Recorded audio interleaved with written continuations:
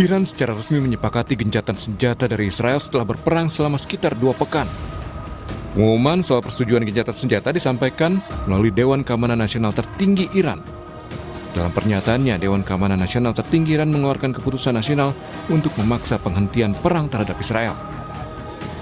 Namun sebelum kesepakatan gencatan senjata yang diklaim Presiden Donald Trump lebih dulu, Iran meluncurkan serangan rudal ke pangkalan militer AS di Doha, Qatar. Serangan ini sebagai balasan atas serangan AS ke fasilitas nuklirnya. Korps Garda Revolusi Iran bilang serangan rudal balistik menyasar pangkalan udara Amerika Serikat di Al-Udeid yang merupakan pangkalan militer AS paling strategis di Asia Barat. Serangan ini menandai dimulainya operasi serangan balasan di mana pangkalan AS di Qatar dipilih menjadi target pertama. Serangan rudal Iran ke pangkalan militer Amerika Serikat di Qatar menuai respon pemerintah setempat. Juru bicara Kementerian Luar Negeri Qatar bilang pihaknya mengecam keras tindakan Iran itu. Qatar menyebut serangan Iran ke negaranya merupakan pelanggaran serius.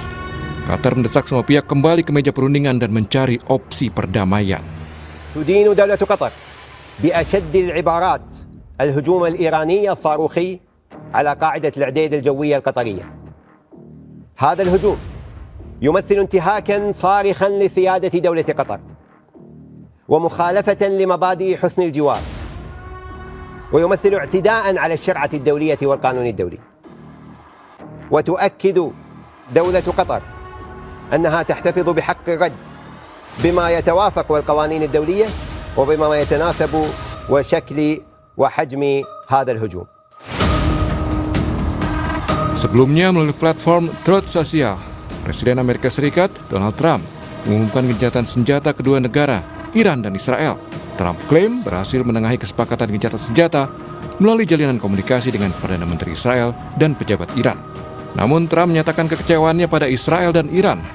Trump bilang Israel dan Iran telah melanggar ketentuan gencatan senjata dengan masih melancarkan serangan satu sama lain pada Selasa dini hari. Not happy that Israel's going out now. There was one rocket that I guess was fired overboard. It was after the time limit and it missed its target. And now Israel's going out. These guys got to calm down. Ridiculous. How will you respond if this far as I didn't like plenty of things I saw yesterday. I didn't like the fact that Israel unloaded right after we made the deal. They didn't have to unload. And I didn't like the fact that the retaliation was very strong. Memang, pasca pengumuman gencatan senjata, gelombang protes masih terjadi di ibu kota Iran, Teheran. Aksi unjuk rasa ini digelar usai Presiden Donald Trump mengumumkan kedua negara telah menyetujui gencatan senjata total dan menyeluruh. Warga Iran tak setuju dengan gencatan senjata karena menganggap gencatan terjadi saat kekuatan Iran sudah penuh dan siap mengalahkan serangan musuh. Dalam orasinya, pengunjuk rasa mengutuk Israel dan Amerika Serikat.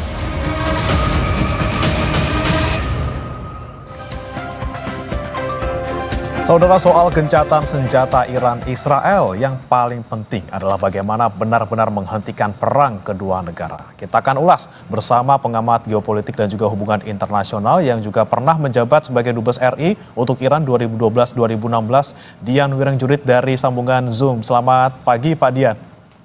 Pagi Mas Fernando. Ya, dan hadir juga di studio saudara pengamat Timur Tengah Pak Hasibullah Satrawi. Selamat pagi Pak. Selamat pagi Mas Bram. Baik, selamat pagi. Saya ke Pak Hasibullah dulu. Pak Hasibullah, ini yang paling utama, yang paling penting pertanyaannya adalah ketika ada gencatan senjata antara Iran dan Israel yang disebutkan dan sudah disepakati oleh kedua negara, sudah dinyatakan secara resmi, Anda melihatnya bakal ademkah atau amit-amit gitu ya? Ada kemungkinan-kemungkinan lain setelah ini?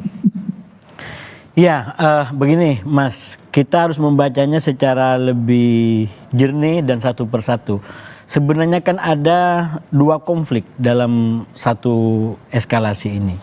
Yaitu yang pertama adalah Iran dengan Israel, lalu yang kedua Iran dengan Amerika. Gara-gara Amerika masuk di lintasan tanggal 22 kemarin melakukan serangan itu. Nah, saya melihat dari berbagai macam perkembangan yang ada, terutama juga di Amerika, maka mengharuskan ini untuk melakukan gencatan senjata. Ini mungkin nanti di segmen berikutnya kita urai. Karena misalkan salah satu dampak kepada kepentingan politik dalam negerinya Amerika tidak tanggung-tanggung. Ini akan betul-betul menimbulkan efek domino. Kalau ini lanjut di antara Iran dengan Amerika. Nah, oleh karena itu saya melihat posisi Amerika sendiri dengan Donald Trump yang memang politiknya zigzag ya, berada pada kondisi di mana dia membutuhkan genjatan senjata ini. Jadi saya mengamatin ini sudah mendekati 24 jam semenjak jam 7 waktu setempat kemarin diumumkan diberlakukan, atau jam 11 siang kurang lebih waktu Indonesia Barat. Sekaligus saya mengkoreksi kemarin di TV lain saya terbawa dalam logika jam di sini, jadi agak kurang pas penjelasannya. Jadi ini kan berarti sudah melewati 12 jam pertama. 12 jam pertama berarti itu antara jam 11 siang di kita sampai jam 11 malam. Itu 12 jam pertama. Nah, di 12 jam pertama masih terlihat memang adanya gondok-gondokan kalau kata orang di sini. Karena memang dua pihak di antara Iran dengan Israel ini dua negara yang sama-sama kuat faktanya sekarang. Bahkan saya bilang perang ini membuka realitas baru tentang kecanggihan senjata Iran yang sekarang sudah tidak akan bisa lagi dilupakan orang. Penguasa Timur Tengah secara militer bukan hanya Israel, tapi Amerika Iran bisa mengimbangi itu. Jadi ini faktanya. Jadi negara sama-sama kuat seperti ini dipaksa oleh Trump terutama untuk melakukan sebuah genjatan senjata, karena di peta konflik di antara Iran dengan Amerika yang saya bilang tadi, situasinya mengharuskan ini untuk berada dalam sebuah genjatan senjata. Oleh karena itu menurut saya faktornya sekarang ini, termasuk ini udah mendekati 24 jam, ya kurang beberapa jam lagi berarti kan, maka kuncinya adalah Amerika. Yang kita lihat memang sempat di 12 jam pertama ada dinamika, karena memang kurang lebih 45 menit atau 15 menit menuju jam 7 itu masih habis-habisan itu. Dimulai dari Amerika nyerang, Iran nyerang, Israel nyerang sampai membunuh salah satu ahli nuklirnya Iran, dan dibalas dengan serangan yang keras sekali. Itu sampai 4 atau 5 korban jiwa, belum lagi kehancuran-kehancuran yang luar biasa. Nampaknya Israel juga tidak terima dengan itu, karena itu pas di kurang lebih jam 7. Nah lewat sedikit dianggap masih ada sisa roket yang meluncur. Jadi itu dianggap sebagai pelanggaran kesepakatan senjata, dan itulah yang dimention oleh Presiden Trump dengan sangat keras untuk menghentikan. Nggak boleh lagi ada serang menyerang di antara ini semua. Dan efeknya menurut saya dari tekanan dan kunci yang dikuatkan lagi oleh Presiden Trump, 12 jam terakhir sampai sekarang ini tidak terjadi lagi kontak senjata di antara kedua belah pihak. Jadi kuncinya menurut saya ada di komitmen Presiden Trump dan Amerika. Walaupun memang dari Iran dan juga Israel sama-sama ngotot, sama-sama tidak mau mengaku kalah gitu ya, sama-sama keras, masih punya dendam, masih punya panas yang membara di diri mereka masing-masing, tapi di sini berarti memang satu-satunya ataupun kuncinya ada di Trump sebenarnya. Kalau misalnya Trump tidak muncak-muncak kemarin ketika Israel kemudian terakhir balas serang lagi karena dianggap melanggar gencatan senjata, berarti bisa jadi akan lanjut dong, Pak. Iya, ini menurut saya memang harus ada perubahan logika berpikir tentang keamanan dan perdamaian di Timur Tengah. Kalau kita betul-betul ingin sebuah perdamaian yang permanen. Kalau selama ini kan terus terang logikanya itu adalah mendukung Israel untuk menjadi penguasa mutlak dengan berbagai macam kecanggihan teknologi militer yang tidak bisa diimbangi oleh negara manapun, termasuk katakanlah negara-negara sekutu dekat Amerika yang lain yang dari bangsa Arab misalkan, yang sempat ditarget juga oleh Iran misalkan, itu kan tidak bisa mengimbangi itu. Nah kalau begitu kan berarti logikanya bukan perdamaian, tapi logikanya adalah pemaksaan melalui satu negara yang superior di segala sisi. Nah ini yang menurut saya dengan perang sekarang 12 hari ini dirombak oleh sistemnya Iran, dibalikkan dengan kenyataan baru, suka atau tidak suka, Iran sekarang menjadi penguasa baru di Timur Tengah yang saya yakin itu akan memberikan dampak ke depan. Oleh karena itu menurut saya di level ide tentang perdamaian ke depan tidak bisa lagi cukup dengan ide superiority seperti ini. Harus kembali kepada basic perdamaian yang lebih kuat, yaitu coexistence atau saling menghormati satu sama lain. Nah ini yang menurut saya harus betul-betul ditumbuhkan ke depan, bukan lagi satu negara dijunjung setinggi-tingginya, diangkat setinggi-tingginya, lalu yang lain tidak diberikan kemampuan untuk jangankan menyamai, mendekati saja tidak dimungkinkan. Nah ini kan kalau kita punya desain gitu, kalau kata salah satu pejabat di Iran, mungkin infrastruktur nuklir Iran bisa dihancurkan, tapi ilmu yang sudah mereka kuasain itu tidak akan bisa dihalangi. Jadi ini realitas baru yang menurut saya kita harus adaptasi dengan ini semua. Di sini Iran juga ada kesempatan untuk menunjukkan bahwa ya saya juga punya power di sini dan bukan satu-satunya Israel yang punya di wilayah Timur Tengah ini. Kemudian saya ke Pak Dian Wirangjurit. Pak Dian, Anda melihat memang di sini kata Pak Hasibullah tadi adalah peran Amerika Serikat sangat besar, terutama Presiden Trump untuk bisa menghentikan serangan antara kedua negara. Dia yang juga pertama kali kemudian mengatakan ataupun mendeklarasikan gencatan senjata, tapi dari kedua negara sendiri Anda melihat karakternya seperti apa sebenarnya Pak Dian, dari Iran maupun Israel, karena sama-sama pemimpin negara masing-masing ini masih kayak ngotot gitu Pak dari pernyataannya ketika gencatan senjata sudah sama-sama disepakati. Terima kasih Mas. Begini, pertama saya mau coba sedikit tentang gencatan senjata ya. Harus diingat bahwa yang namanya gencatan senjata adalah penghentian kontak senjata sementara, Mas. Jadi segala sesuatu masih mungkin terjadi pasca gencatan senjata ini yang mungkin gagal kalau salah satu pihak tidak punya komitmen untuk menepatinya. Saya mau mengingatkan yang namanya Netanyahu, yang namanya Presiden Donald Trump itu susah dipercaya. Karena beberapa kasus menunjukkan komitmen yang mereka sampaikan tidak dilakukan, bahkan dilanggar. Contohnya paling gampang, ketika tanggal 10 itu, ini berkali-kali saya sampai mengingatkan, tanggal 10 Juni itu delegasi Iran dan delegasi Amerika bertemu untuk melanjutkan perundingan damai yang dulu dibubarkan oleh Donald Trump, JCPOA itu. Mereka menganggap akan ada suasana tenang. Ternyata 3 hari kemudian Israel menyerang Iran. Sama halnya tanggal 20 Juni ketika Presiden Donald Trump menyatakan setelah perang seminggu Israel dan Iran, Amerika Serikat akan melihat 2 minggu ke depan apa yang akan dilakukan dalam konteks ini. Ternyata gak nyampe 2 minggu udah langsung serang ya Pak ya?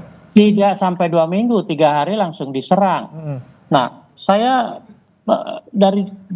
belum lagi kalau kita bicara kembali soal Gaza ya, berapa kali gencatan senjata yang katanya sudah disepakati dilanggar Israel. Nah, buat saya begini, kalau tadi dikatakan memiliki kekuatan yang sama antara Iran dan Israel, mungkin secara militer ya, tapi harus diakui Israel itu ya sombong, gegabah. Dia pikir dia tadi yang disampaikan Mas Hatio bahwa di Timur Tengah ternyata ada kekuatan yang selama ini diabaikan, di underestimate, dikecilkan, yaitu yang namanya Iran. Mereka Israel istilahnya itu apa ya, jor-joran di Gaza, dihancurkan, dibasmi, genocide dilakukan di sana. Sebagian energinya saya yakin sudah terkuras di sana, termasuk semangat para prajuritnya. Nah, sekarang mencari medan baru, medan laga baru dengan mengusik Iran yang selama ini sudah menahan diri dengan serangan mendadak. Dan saya tidak heran kalau balasan Iran akan sangat frontal dan total. Dan sekarang terbukti praktis Israel itu sudah tidak berkutik kok. Israel itu kan tidak akan bisa bertingkah atau menganggap diri paling hebat di Timur Amerika Tengah ya Pak? tanpa Amerika. Sama sekali tidak. Nah, itu yang dilupakan oleh Israel, seakan-akan Amerika itu ya mungkin dianggap dewanya, mungkin dianggap induk semangnya, terserah, tapi yang pasti sekarang dia mendapatkan pelajaran. Nah, saya mau mengingatkan begini, kembali kepada tadi perkataan ceasefire tadi.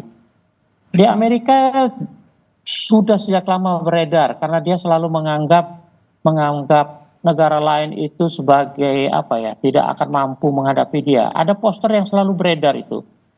Trust no one, artinya jangan percaya siapapun.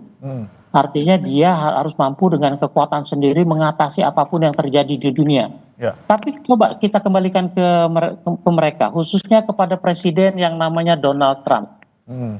Trust no one, saya tidak pernah percaya yang namanya kata-kata Donald Trump termasuk dalam konteks Timur Tengah. Terima kasih. Oke, jadi kalau melihat karakter dari Israel dan juga Amerika Serikat, ini ada kemungkinan amit-amit gitu ya Pak, ada pelanggaran dalam gencatan senjata ini oleh mereka? Saya bukan mendahului, tapi yang pasti Iran tentunya tidak akan diam saja dengan kata-kata yang memukau itu, yang menidurkan itu. Saya pikir Iran tetap akan siap sedia begitu Israel atau Amerika melanggar, dia akan pasti lebih siap. Karakter Iran, tadi ditanyakan karakter Iran. Karakter sebuah peradaban Persia yang ribuan tahun sudah terbukti daya tahannya menghadapi serangan berbagai pihak sampai kepada Alexander Agung misalnya. Memang Iran mengalami pasang surut, kalah menang, tapi sebagai wakil dari peradaban Persia itu Iran tidak akan membiarkan negaranya dihancur lantakan seperti Gaza. Ya. Berbeda sekali. Oke. Walaupun memang tadi Anda bilang bahwa tidak mau mendahului, tapi kemungkinan bakal ada gitu ya, mungkin ada pergerakan ataupun pelanggaran gencatan senjata. Tapi apakah kemudian bisa kita nilai bahwa gencatan senjata antara dua negara ini rapuh atau tidak? Sementara memang kalau kita lihat di sini ada kepentingan yang sangat banyak baik dari Amerika maupun sekutu-sekutu dari masing-masing Iran maupun Israel. Nah, ini apakah cukup untuk bisa membuat gencatan senjata ini bertahan? Kita akan bahas setelah ini. Bapak-bapak tetap bersama kami di Sapa Indonesia Pagi. Kembali di Sapa Indonesia Pagi, saudara, masih membahas terkait bagaimana kemudian kemungkinan gencatan senjata antara Iran dan juga Israel ini membawa perdamaian di antara kedua negara. Tadi pertanyaan terakhir terkait dengan apakah bisa dibilang sebenarnya gencatan senjata ini rapuh karena ada karakteristik tersendiri dari Amerika dan juga Israel, atau justru malah sebenarnya kuat? Saya mau ke Pak Hasibullah dulu. Bagaimana Anda melihatnya ketika banyak kepentingan dari Amerika Serikat sendiri, kemudian kepentingan dari Iran juga, kepentingan dari negara-negara sekutu masing-masing negara yang memang kalau nggak gencatan ya amsyong gitu ya di semua sisi, di semua sektor gitu. Persis. Anda melihatnya mana yang paling kuatnya? Apakah karakter kedua negara ini yang kemudian kemungkinan amit-amit bisa melanggar gencatan senjata, atau kepentingan lainnya dari negara-negara sekutu maupun dari Amerika sendiri yang bisa membuat gencatan senjata ini jadi kalau damai gitu? Bagi saya sendiri, Mas, dalam kenyataan Israel yang seperti sekarang terutama, itu Amerika sendiri kalau mungkin bukan Trump juga masih diabaikan sama Israel.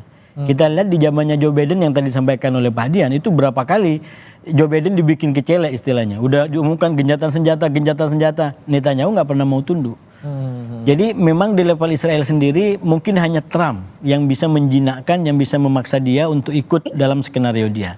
Kalau Iran sebenarnya kan secara prinsip istilahnya dari kapan aja bisa gencatan senjata, karena logika dia adalah logika bertahan. Jadi kalau lawan berhenti, kami akan berhenti. Kami juga nggak cari masalah. Jadi artinya kata orang Jawa, sak waya-waya dia bisa gencatan senjata, karena dia bukan mengganggu, ya, dia diganggu gitu. Dia bertahan itu. Nah, oleh karena itu saya nyambung ke yang disampaikan Mbak Dian tadi, kalaupun memang sekarang timbul keseimbangan baru dengan kemunculan Iran ini, menurut saya memang kalau dibaca secara statistik ya kemenangannya bukan dalam pengertian absolut kemenangannya ini Israel berapa, Iran berapa, bukan. Tapi ini lebih karena Iran kadung di underestimate. Dan ternyata dia bikin perlawanan luar biasa sampai detik-detik terakhir. Walaupun secara kekorbanan luar biasa di Iran banyak gitu, termasuk ahli-ahli nuklir, ulama-ulamanya, termasuk pemimpinnya itu kan luar biasa gitu. Dan itu bagi orang yang baca sejarah Iran, istilahnya Iran sudah terbiasa kehilangan tokoh-tokoh utamanya dibunuh oleh Israel. Dan itu tidak akan melemahkan, tapi justru menguatkan. Kalau udah biasa perang, sudah biasa jiwa berjuang dan berperangnya sudah dari dulu gitu ya. Persis gitu. Nah, saya justru melihatnya begini dalam konteks lagi-lagi yang Iran di underestimate terutama oleh Israel. Ini menjadi istilahnya saya sampaikan dulu di sini itu ketika Israel melakukan serangan ini kan minimal 4 yang dia bisa amankan ambisinya Netanyahu. Katakan mengamankan ancaman Iran, kemudian dia bisa memenangkan pertarungan di Gaza, lalu dia mendapatkan posisi kuat lagi dalam negerinya, dan mungkin dapat empati di tingkat global dari negara-negara Eropa yang selama ini sudah mulai bikin jarak. Nah, kalau dibaca per hari ini, bisa jadi petanya terbalik ini. Dengan ternyata perlawanan dan kemampuan Iran yang seperti sekarang, bisa jadi justru 4 hal ini justru menggerus kepentingannya Netanyahu sendiri. Sekarang soliditas di Israel mungkin juga malah semakin rapuh dengan kondisi dalam tanda kutip dipermalukan. Ya. Ini kan petanya hari ini berbeda. Di Iran itu adalah peta atau aura kemenangan karena memang dia bisa bertahan dari serangan itu. Sementara di Israel ini aura kekalahan. Dia tidak pernah mengalami kehancuran seperti ini. Itu akan menjadi tekanan tersendiri bagi Netanyahu yang dalam kasus Gaza aja dia tidak bisa selamat dari tekanan-tekanan dalam negeri. Oke. Belum lagi dari katakanlah dari internasional. Itu memang beberapa negara sempat kayak mulai lirik lagi Israel, tapi ini gencatan senjata lebih cepat dan beberapa negara yang lain tetap keras, terutama Spanyol misalkan itu keras sekali sama Israel gitu. Jadi saya justru melihat justru dengan begini kondisi Israel yang asalnya 4 diharapkan dia dapat, justru bahasanya sampean tadi jadi amsyong ini. Yang 4 ini bisa nggak menjadi sesuatu, dan itu ya istilahnya Netanyahu yang memulai, dia harus bertanggung jawab terhadap apa yang sudah dia lakukan. Dia akan menghadapi itu menurut saya ke depan. Oke, mungkin kita kembali lagi ke Pak Dian. Pak Dian, terkait dengan tadi ya, ceasefire ini apakah memang benar-benar kuat gitu ya, walaupun ada karakter dari Amerika dan juga Israel yang tidak bisa kita abaikan. Dengan mungkin kepentingan Amerika Serikat yang kalau misalnya amit-amit ini berlanjut terus, ekonomi saya juga bakal anjlok nih. Kemudian juga kemarin kan saya baru dapat mau diusulkan penerima Nobel oleh Pakistan gitu kayak. Nah, Anda melihat gencatan senjata ini tuh bagaimana Pak? Apakah akan kuat dengan adanya kepentingan-kepentingan terutama dari Amerika Serikat atau seperti apa? Terima kasih. Begini, saya ini menarik, melanjutkan Mas Hasibullah juga ini. Sebenarnya semuanya simpel kok. Dari pengalaman sejarah ya.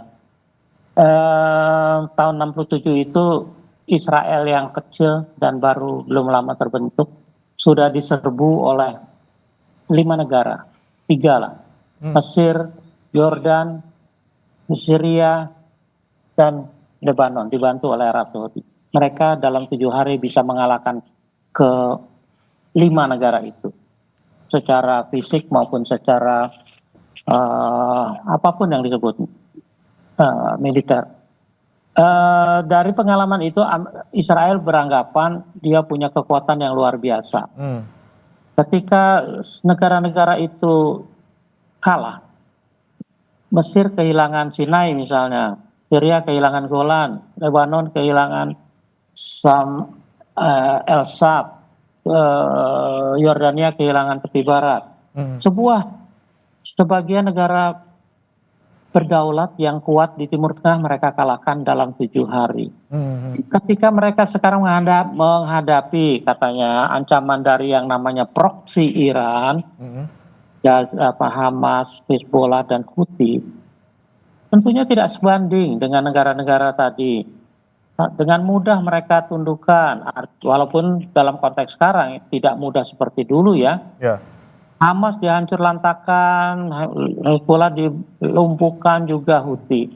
Mereka beranggapan andalan proksi ini adalah Iran. Jadi kalau Iran sekarang sudah kehilangan mitranya, Iran mungkin tidak punya kekuatan lagi karena Iran sudah habis juga dananya, energinya, manpowernya dan sebagainya menghadapi sanksi. Jadi situasi secara kasat mata, di mata Israel mungkin Iran memang lemah ya. Sudah kalah di proksinya, sekarang lemah, makanya dianggap serangan Israel akan dapat segera menundukkan Iran. Ternyata salah besar, dunia kaget, kita semua kaget, terutama Amerika. Nah dalam konteks ini Iran tidak akan pernah membiarkan lagi negaranya dalam kondisi yang terbuai oleh janji-janji. Makanya kembali ke pertanyaan Mas Bernard tadi, ceasefire masih tahap awal, masih terlalu dini untuk melihat apakah ceasefire ini akan berlangsung lebih lama dari yang diharapkan. Karena perang pengalaman tadi, buat saya sekarang apapun yang terjadi, kalau saja Israel kemungkinan besar sudah, mungkin kalau ayam itu apa ya, kepalanya udah nunduk karena kalah tuh. Ya. Tidak akan terlalu terlalu gegabah, tidak akan terlalu congkak, tidak akan terlalu arogan seperti dulu. Buat saya ini pelajaran penting buat Israel tuh, apalagi rakyatnya sendiri sudah jenuh dengan kebijakan Trump. Tapi yang harus dicatat terakhir ini adalah bahwa semua ini tidak akan terjadi tidak akan terjadi kalau saja tidak ada tokoh-tokoh seperti yang namanya Netanyahu dan Trump. Oke, di Iran sekarang posisinya masih siaga 1 gitu ya Pak, masih kemudian jangan sampai ada pelanggaran dan dia tetap siap, kalaupun misalnya ada pelanggaran dia siap untuk melakukan balasan. Saya mau ke Pak Hasibullah lagi, Pak Hasibullah. Ya. Anda melihat kalau ketika sudah ceasefire, walaupun terakhir memang Iran kemudian menyerang Qatar walaupun di pangkalan militer Amerika Serikatnya. Anda melihat peta Timur Tengah ketika ada serangan dari Iran di wilayahnya Qatar, kemudian bagaimana hubungannya dengan negara-negara lain ya seperti Arab Saudi, Uni Emirat Arab. Ini apakah menjadi satu langkah yang dalam tanda kutip salah untuk posisi Iran di Timur Tengah sendiri? Iya, saya rasa memang peta kekuatan di antara Iran dengan Amerika itu butuh segmen tersendiri itu Mas Buktinya. Ini kan semua yang kita bicarakan adalah peta kekuatan di antara Iran dan Israel. Itu oke, cukup sampai di sini. Bagaimana Iran dengan Amerika? Menurut saya memang secara analisa saya bisa sampaikan Iran butuh kalkulasi lebih lanjut. Dan bentuk kalkulasinya itu makanya dia datang ke Rusia untuk memastikan kira-kira backupnya ini seperti apa. Nah saya menduga pertemuan dengan Vladimir Putin itu tidak terlalu mendukung untuk perang total dengan Amerika. Sekali lagi Amerika kalau bagi Iran itu nggak ada bedanya dengan Israel. Malah selalu dikatakan Amerika itu setan besar, kemudian Israel itu setan kecil. Itu doktrinnya mereka begitu dalam konteks memetakan lawan-lawannya gitu. Nah ketika melakukan serangan seperti ketiga fasilitas nuklir tadi, saya yakin Iran juga mengkalkulasi apa yang mau dilakukan. Nah saya menduga mungkin pertemuan dengan Putin itu tidak terlalu mendukung untuk perang total. Karena itu lalu kemudian mulai saya menduga memang Iran sendiri memberikan harapan tentang gencatan senjata terutama dengan Amerika ini. Karena itu di dalam peristiwa-peristiwa selanjutnya, sekali lagi setelah dibaca sekarang ya, kalau sebelumnya agak terkaget-kaget kita membaca perkembangan detik demi detik. Misalkan waktu ketemu dengan Vladimir Putin, lalu kemudian setelah itu ada kejadian nyerang Qatar.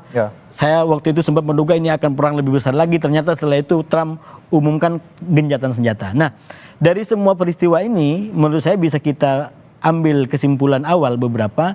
Salah satunya adalah bahwa memang ya Qatar itu saya menganggap sebagai serangan penutup yang mungkin dikompromikan agar di antara Iran dengan AS ini tidak lanjut perangnya. Oke. Nah, kenapa Qatar sedikit lah ya? Iya, kenapa Qatar dipilih? Karena itu yang dalam tanda kutip lebih mendekati harga kesalahannya dari yang sudah dilakukan oleh AS dengan menyerang langsung 3 fasilitas nuklir Iran.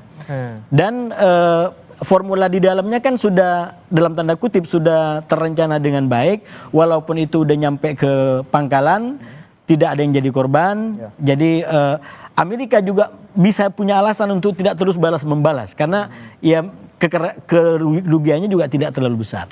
Cuman saya melihat yang kedua begini juga Mas, kalau seumpamanya Iran lanjut dengan serangan terus membabi buta kepada pangkalan-pangkalan militer Amerika di Timur Tengah ini, saya khawatir justru Iran terjebak lebih dalam skenario-nya Netanyahu. Oke, jadi udah kecemplung dikit gak apa-apa nih, udah narik. Ya, skenario Netanyahu kan begini sebenarnya. Netanyahu itu maunya kalau bisa yang berperang lawan musuh-musuhnya adalah Amerika. Jadi Israel di dalam aja nggak perlu keluar senjata gitu. Jadi Amerika aja yang perang. Itulah krisis Irak gitu. Ya. Dia yang mulai soal isu nuklir, lalu kemudian diproses oleh Amerika yang hancur-hancuran, babak belur, berlama-lama, Israel yang menang, yang enak di dalam gitu.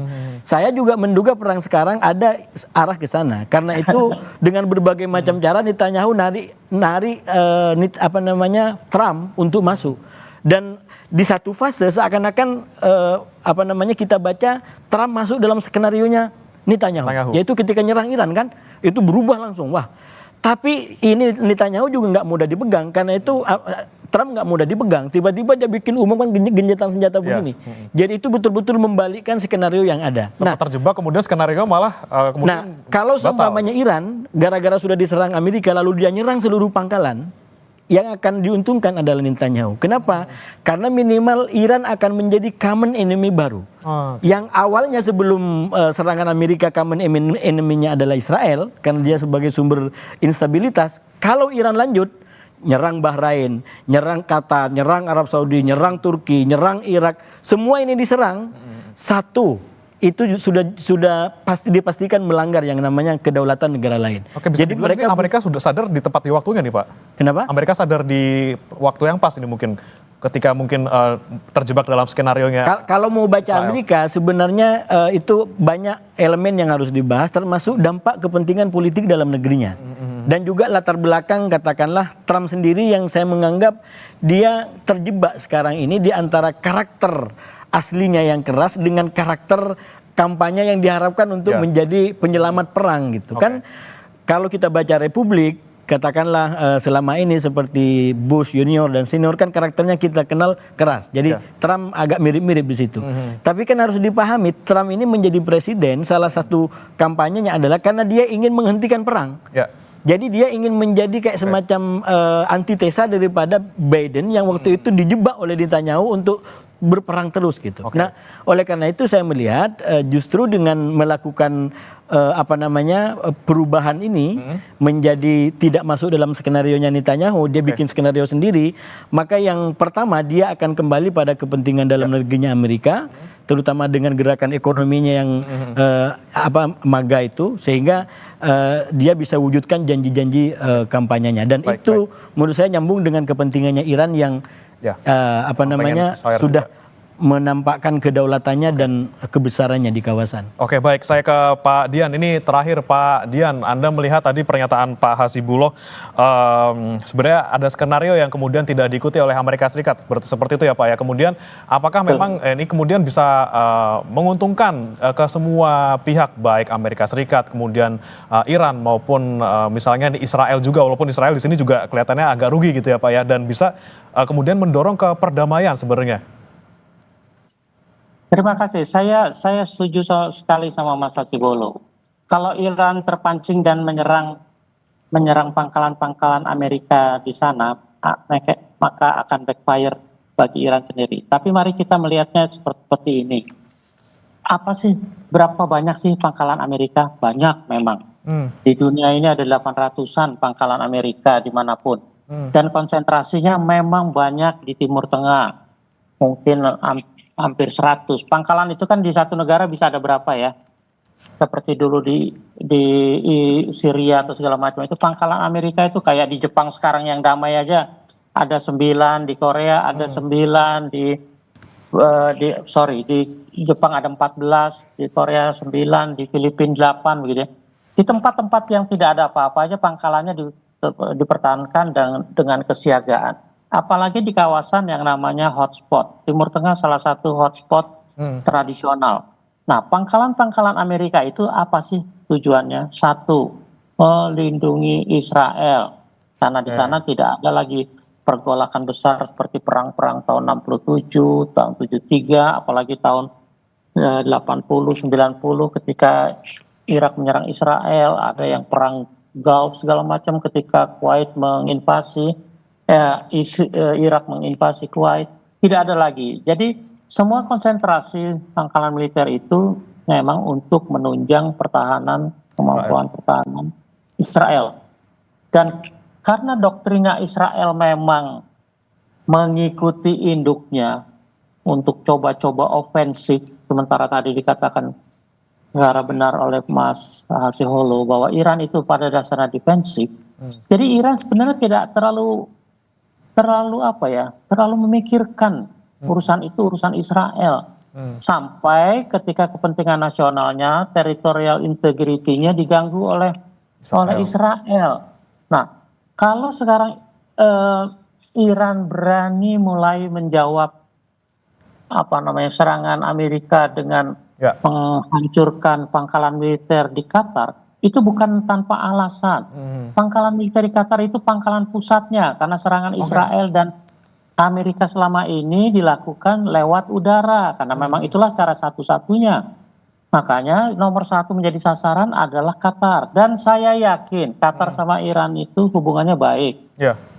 Meskipun jelas melanggar teritorialnya Qatar, tapi pasti sudah ada komunikasi antar mereka. Ya, oke, baik. Kita harapkan semoga Pak, walaupun misalnya tadi Anda menyebutkan bahwa ada kemungkinan gencatan senjata ini kemudian ada dalam tanda kutip diganggu seperti itu dengan adanya pelanggaran-pelanggaran, namun kita harapkan semoga ini menjadi langkah awal dari kedua negara dan juga nanti terutama bagaimana kondisi geopolitik di Timur Tengah semoga kemudian bisa lebih stabil dan juga tidak berlanjut serangan-serangan maupun perang di antara negara-negara Timur Tengah.